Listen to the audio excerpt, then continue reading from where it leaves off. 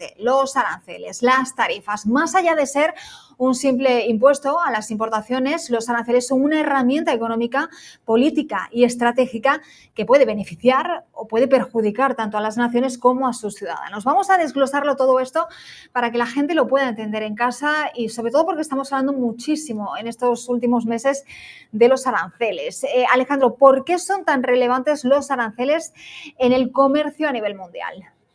Bueno, realmente un arancel es un impuesto que un país aplica a bienes y servicios importados desde otro país. Básicamente encarece esos productos extranjeros, lo que puede hacer crecer que los consumidores prefieran alternativas locales y recaudar propiamente ingresos para el gobierno. Por ejemplo, si Estados Unidos pone un arancel del 25% al acero, el acero que es importado será más caro y las empresas podrían optar por comprar acero nacional. Así es que esta es una manera de cómo podemos comenzar a interpretar los aranceles.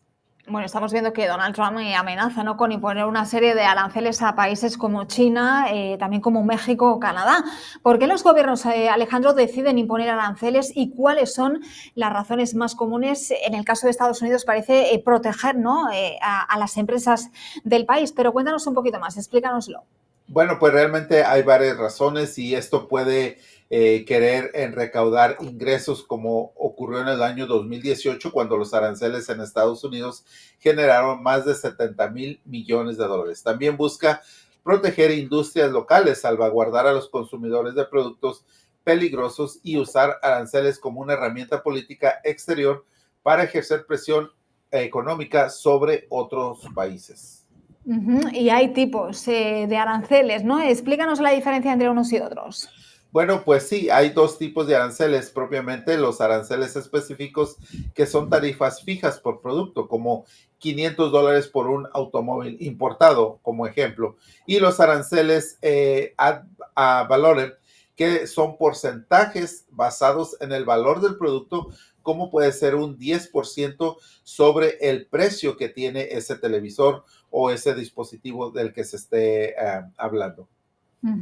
Hablábamos precisamente, Alejandro, de Donald Trump, ¿no?, que quería imponer estas tarifas o estos aranceles para proteger, ¿no?, a la industria local, a Estados Unidos, una medida proteccionista, ¿no?, con el país mirando hacia adentro. Explícanos cómo pueden los aranceles conseguir esto, proteger a las industrias locales. Bueno, cuando se imponen aranceles a productos extranjeros, los locales se vuelven más competitivos en su precio y esto ayuda a proteger a empleos y empresas dentro del país. Por ejemplo, en el 2018, Estados Unidos impuso un arancel del 25% al acero para proteger a sus fabricantes frente a la competencia internacional.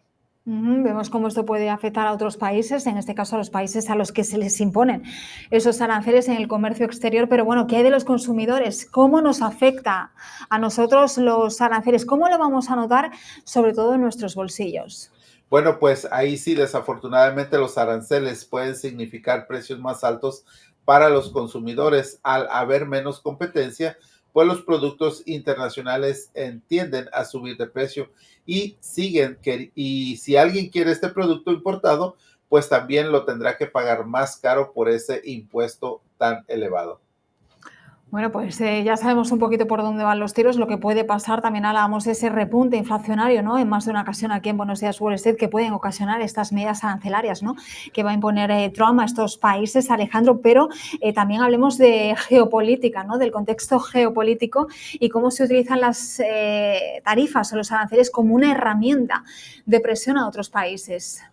Bueno, realmente los aranceles pueden ser una forma de sanción económica. Por ejemplo, tras la invasión de Rusia a Ucrania, los Estados Unidos impulsó un arancel del 35% a ciertos productos rusos como parte de una estrategia para presionar económicamente a Rusia y reducir sus ingresos.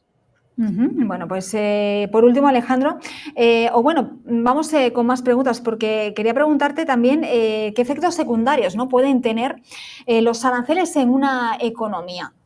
Bueno, incluso pueden ser contraproducentes y a veces las industrias locales pierden innovación al no enfrentarse a una competencia real. También pueden destacar guerras comerciales donde ambos países imponen aranceles mutuamente, perjudicando a los consumidores y a las empresas de ambos lados.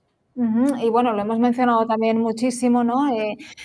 Podríamos analizar un poquito más qué significa esto de la guerra comercial, de la que hablábamos también, ¿no? Con nuestro anterior invitado, ¿no? ¿Qué es una guerra comercial y sobre todo también cómo afecta, ¿no? A los involucrados? Porque se habla mucho, ¿no? De esta guerra comercial entre China y Estados Unidos. Sí, existe una escala de aranceles entre países como lo que hemos estado viviendo entre Estados Unidos y China. Incluso en la década pasada, ambas economías sufrieron porque los costos sufrieron flujos comerciales donde redujeron y produjeron a las empresas exportadoras e importadoras algunos Ujú. cambios. Ujú. Históricamente, Alejandro, ¿cómo ha evolucionado esto de los aranceles? Y sobre todo, ¿no? Pues qué imagen, ¿no? ¿Qué percepción se tiene de ello? Bueno, pues en el pasado los aranceles realmente eran parte del mercantilismo, podríamos decirlo así, donde las naciones los usaban para proteger sus recursos. Con el tiempo, economistas como Adam Smith y David Ricardo propusieron el libre comercio, argumentando que los aranceles limitaban el crecimiento económico, pero hoy los aranceles resurgen en debates sobre proteger empleos y enfrentar desigualdades comerciales y económicas entre países. Bueno, mencionas la palabra debate. Para cerrar y por último, te quiero preguntar, Alejandro, si existe un consenso sobre si los aranceles al final son buenos o malos o es difícil establecer una línea, ¿no? Podríamos entrar en un territorio gris, ¿no?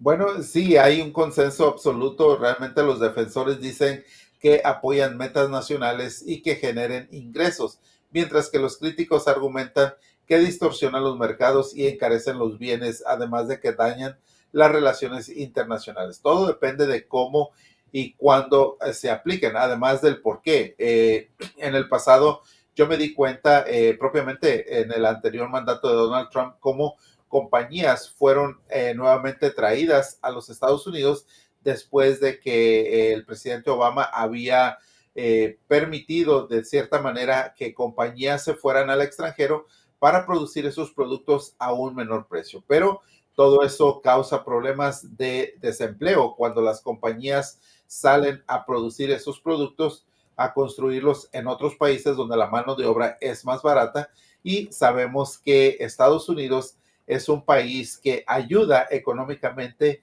a muchos países que están como, por ejemplo, en América, en Latinoamérica o en Sudamérica, donde muchos connacionales de esos países trabajan en Estados Unidos, envían remesas de dinero a sus países, a sus familiares. Caso contrario, que si una o varias compañías que actualmente se encuentran en Estados Unidos se van a esos países, desafortunadamente por la mano de obra tan barata que es en esos países, no ganarían suficiente para ellos enviar remesas de Latinoamérica hacia los Estados Unidos.